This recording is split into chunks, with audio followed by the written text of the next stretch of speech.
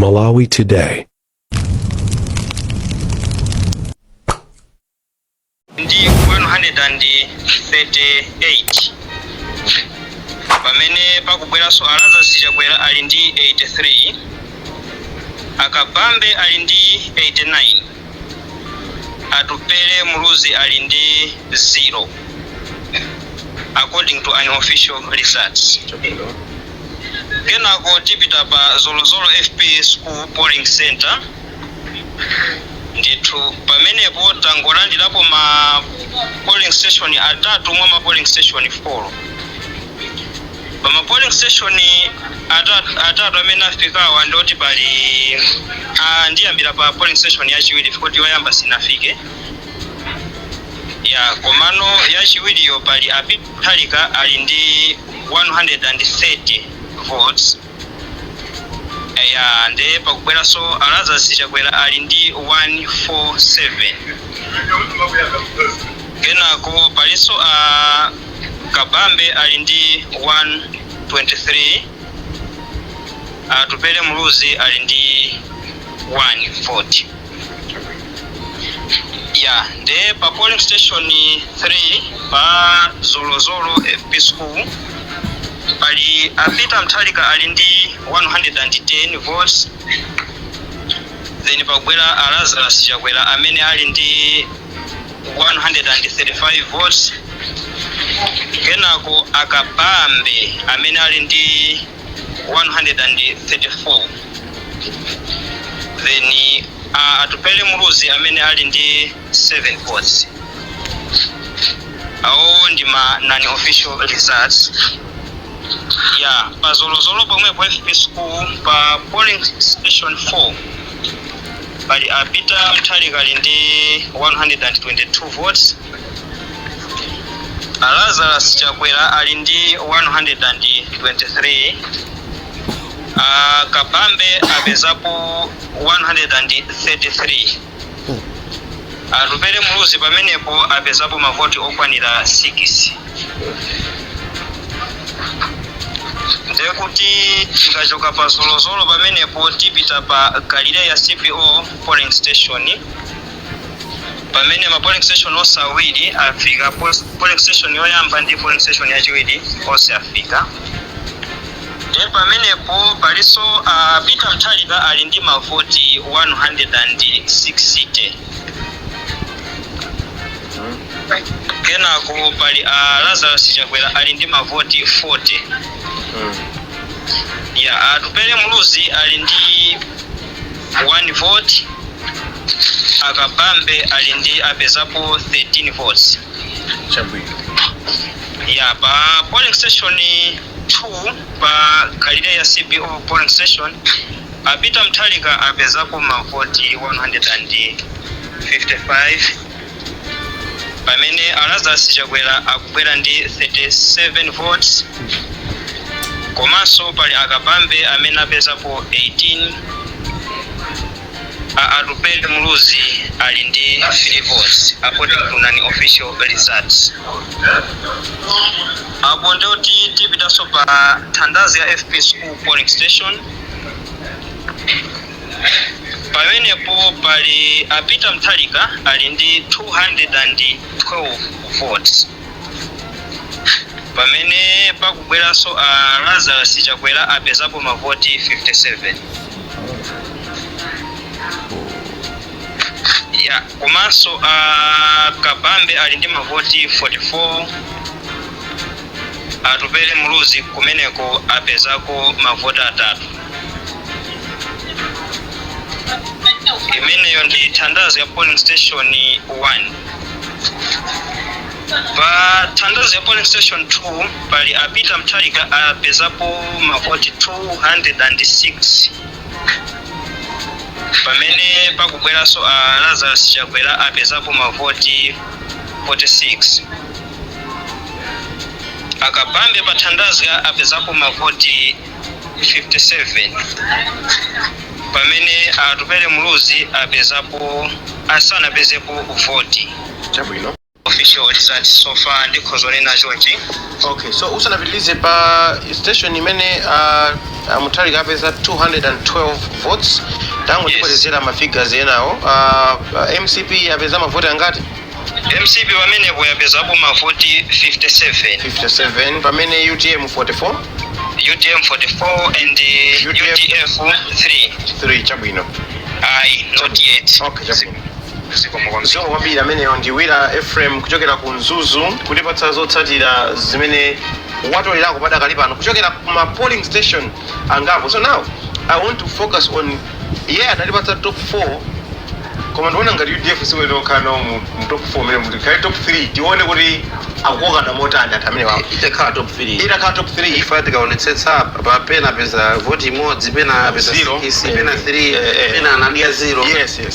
So tione kuti zikuenda bwanji ku Nzuzu City North koma awandi pa Nzuzu Foundation ndi pa ma polling station tingapo timene watolerako. DPP polling station ina apeza 120, MCP 70, UTM 62. Polling station ina DPP 138, MCP 83, UTM 89.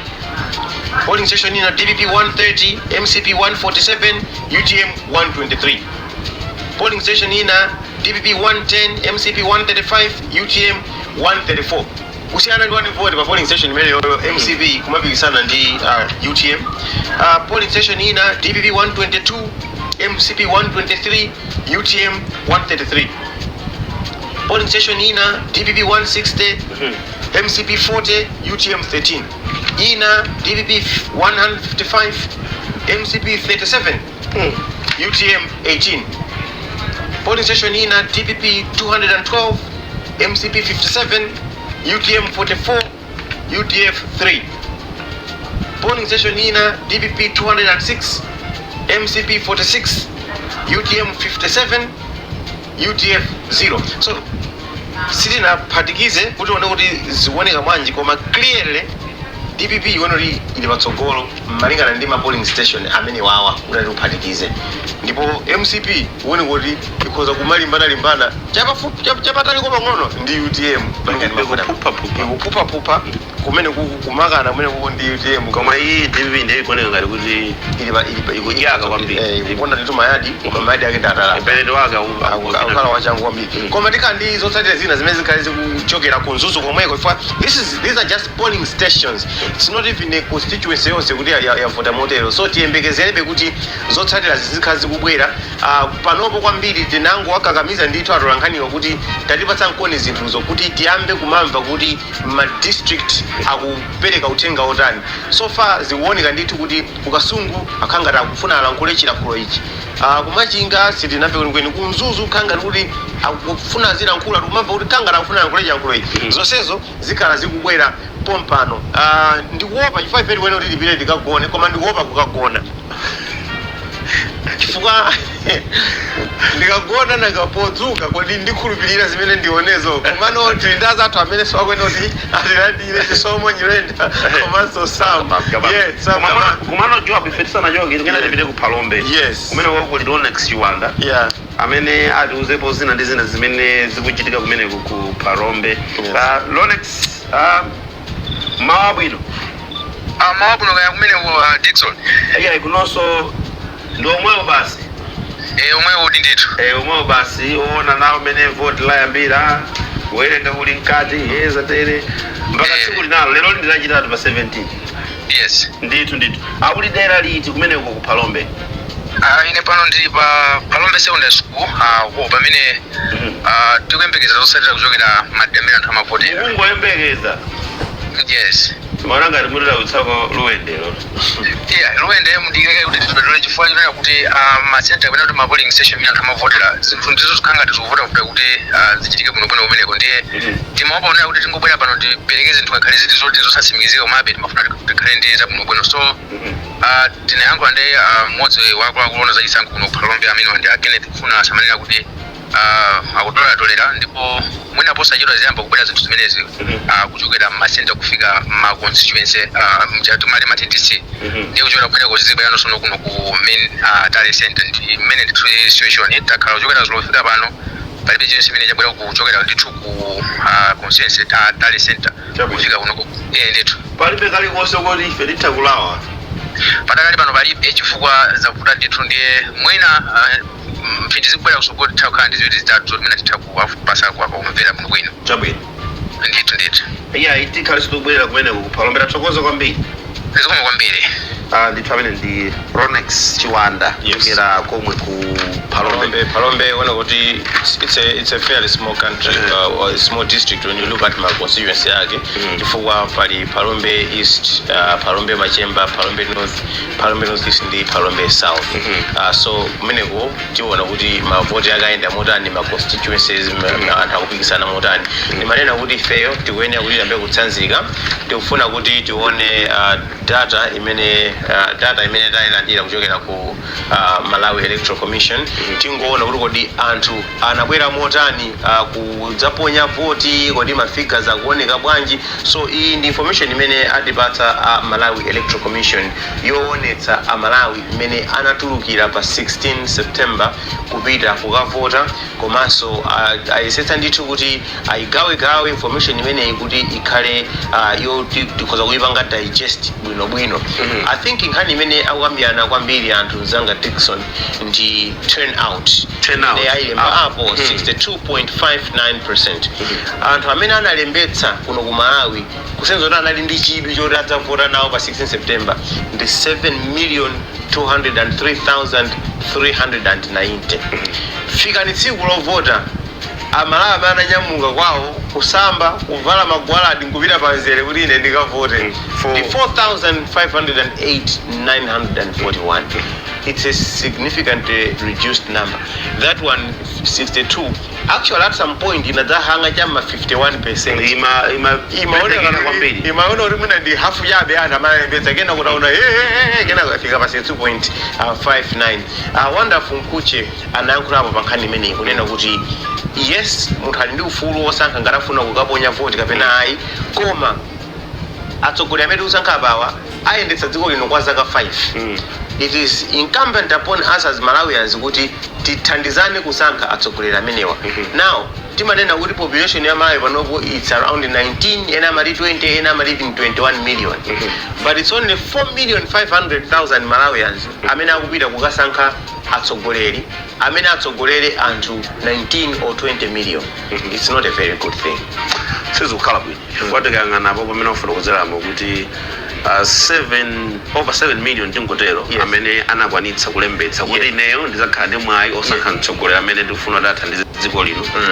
Ndiye pa nambala imeneyo ukapezeka kuti amene avota kukakhala 4.5 ndikaujinikaki kanamba kake ndikuti apo pafupifupi 2.8.5 from 2.6 to 2.8 mina amene sanakwanitse kuvota. Ndi 2 million ndi nambala yaikulu kukhala kutenga kuti ndi anthu ndi anafotokozapo kuti apenanso manga amene amafotokozera chidede kuti zifukwa zimene andale amauza anthu kuti kwanalitsa akalephera anthu ambiri amakhala ndi mphaya kuti apatalonjeza kuti ndiwo tikapatse voti sizikakhala chiyonse. Komanso mwina kungonjezera nthawi imene anthu amakhala kuti akukalembetsa amakhala kuti makampeni sanayambike anthu asanayambe kubwera kudzanena mfundo zimene achite ndi kumakhala kuti ndikangolembetseratu ndizidikirira kuti kodi andipanga konvinsi motani. Ndi mukabwera ndi makampeni achamati nde funa ndikavotere aya mwina ndikire abwera ena iya ife you know what I think inesi ndikavota so komanso zikuoneka kuti gender wise women again have reason to save us. Population 57%. Yes, so out of 100 people amene anapanga register 57 ndi amayi amene anatuluka nkunena kuti ife tikupita tikavote kwaniritsa ndithu cholinga chawo chimene ali nacho. Abambo akupitira 42%. Amayi akuyenera kuthokozedwa komanso kuyamikiridwa kunena kuti akuyesetsa kutengapo gawo pa zinthu zimene zingathandize kupititsa patsogolo dziko lawo chifukwa choti akuzindikira kuti ali ndi udindo komanso ali ndi kuthekera kosankha atsogoleri amene akufuna.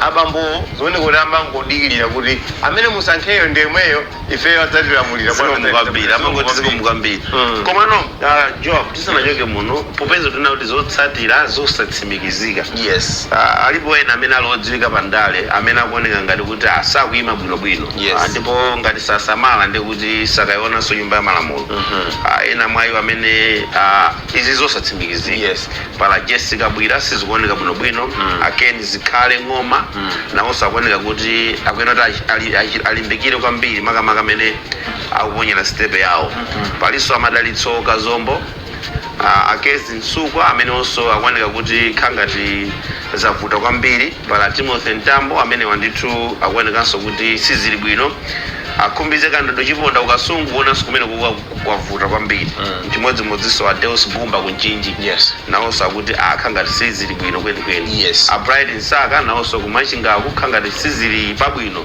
ndipo ngati kuli kofunikira kuti ayikirire mpweya onjezera oxygen ndikuti afunika kuti ayikirire pano koma papa ndipo makhapoti Msomali omaliza wakhomedwa kale chasala ndikungoona kuti mubokosi momwe ndani chifukwa papa vote anthu avota kale palibe chimene chingasinthe chikatulutsa mnyumbala apapa tingodikira kuti kodi zayenda bwanji kumene koko so it's not a very good position to be in because there's nothing you can do simungayimbe phone kuti aito nditapita mukaonjezere mavoti ayi chimene tikungoyembekezera papa ndiye kuti fate yapangidwa siu mmene amatseka mavoti at 4 p.m. most polling centers ndiye kuti wajapo iweyo fate yako yapangidwa siu palibe chimene ngachite kaya anthu anyoza kayayamikira kayatani what we're waiting for is kutsimikiza chinthu chimene chachitika kale but still it's interesting kuti why we are singling out anthu ngati amene wachifuna ndi anthu onena kuti atumikira ma constituency yawo ali ndi anthu ali ndi mayina akuluakulu ena ali ndi maudindo akuluakulu ku chipani tinayiona pa uchizi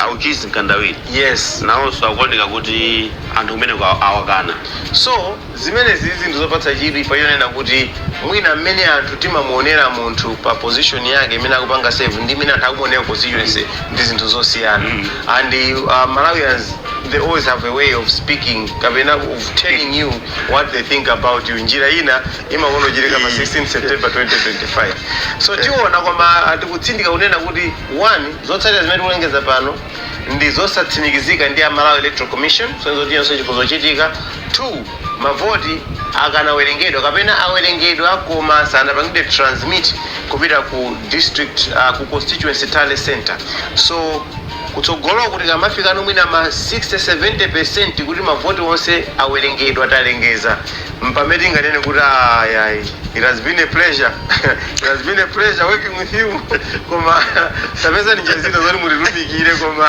mu capacity iyi papa tiapita pumulakai so nkhani ndimene Amalawi kunena kuti ife sili kugona yayi paliso anzathu ena amene akubwera posa chedwa apa kuti adzatilandire kuti apitirize kucheza nanu komanso kukupatsirani zotsatira zimene zikuchitika ndipo zotsatira zimene zindi zotsimikizika ndithu pa ma center amene tikutengawo koma kungoti a Electoral Commission malingana ndi lamulo ndi amene amayenera kubwera nkudzalengeza kuti zotsatira zayenda chonchi patakati pano not really much to talk about for azathu ajali makwana kuti akuno sizinafike koma tisagone difane kakagona nazavizoti ajaono kangarana azitolerato palibe fundo azitolere koma tifuna kamadzitolera likanene maso tiziona transformation ikusintha chifukwa mafika amene akunuka apapa ndiwoti ena ndiwozizilitsa thupi kwambiri ndipo ndiwoti kuti afike poti azitolera you just need to be there to witness it yourself otherwise munthu kumakuuza koma ngati mukusinjirira mukunama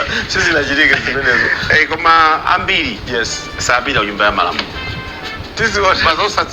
tisiona zimenezo ndimene zitera ndi Joa Frank Chakaza nzanga ndi Dickson Chivwati Gondwe takhala nanu kuyambira dzulo pa 10 p.m. tilipa tiyankhula pano tikuti tiyapita fumuka kwanza tena sabwere kuti apitirize